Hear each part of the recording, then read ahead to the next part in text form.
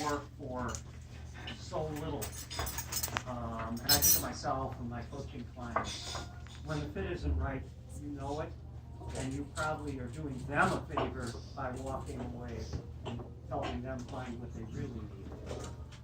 Great, thank you. Yes. I'm doing this for networking purposes. I don't own a business. And I think a lot of people that go into business, and I'm speculating, so pardon me if I go out off the rails here, but they may not be good networkers.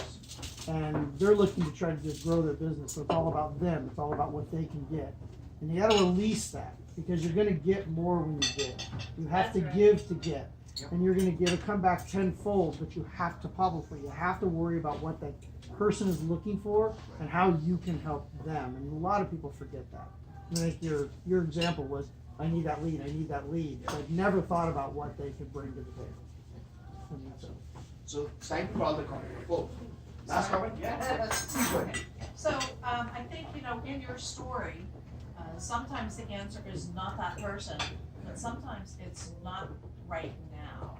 They're not ready for the opportunity. Because people change and they evolve.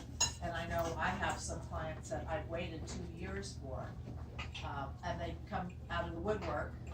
Hello, I'm ready now. That happens. The timing was right, absolutely.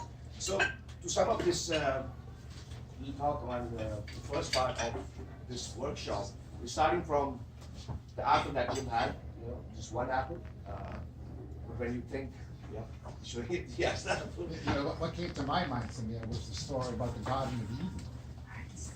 Jimmy. Have you been talking to my wife? So